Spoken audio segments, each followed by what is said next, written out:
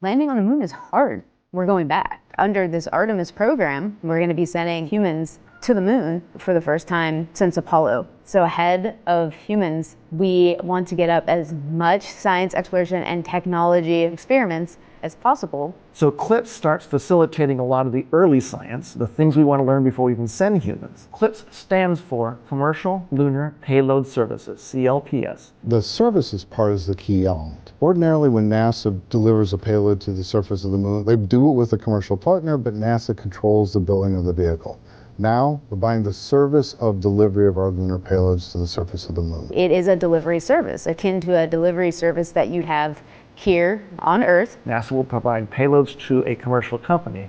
They decide how to get it to the moon. They have to develop their own lander, but they also have to manage the entire end-to-end mission. It's meant to provide affordable, rapid, frequent access to the lunar surface through American companies. We're funding different companies. We have commercial companies that are competing to win task orders to deliver our payloads to the surface of the moon. One of the goals when we started CLPS was to help establish a lunar economy. Somebody has to do it first, and then it becomes commercially available.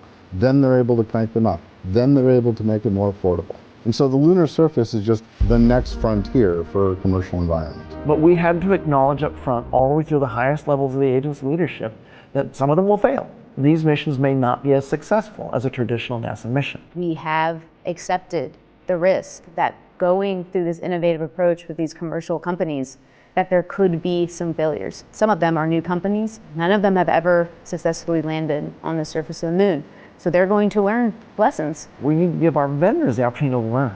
And so that'll help ultimately buy down our risk as these companies learn, okay, what does it take to actually build up the lunar lander, integrate payloads, get to the lunar surface and land safely. They've been able to demonstrate that they have very, very good technical depth and the ability to design and execute missions. We're willing to take more shots on goal. We aren't risking human lives. And in the big picture, if we're flying missions at 1/10 of the cost of a NASA mission, and we fail 2 of them, we still get 8 missions for that same price.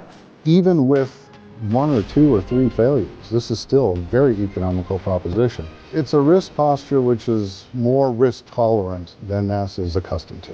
There's not a single one of these companies that's willing to bet their mission on a coin toss. Every one of them is doing what they can in order to have the most successful mission possible. But the important thing to realize is that risk tolerant does not mean risky. And the rewards are a long-term ability to get payloads to the moon inexpensively, frequently, and rapidly. We want science, so we can then put more of our resources on even more science, exploration, and technology payloads and get more of a return on investment when we get to the moon. CLPS provides tremendous benefit across the scientific and economic communities. So there's a lot we'd like to learn about the moon to help human habitation and prepare us for missions to Mars and beyond. So the moon is the first step.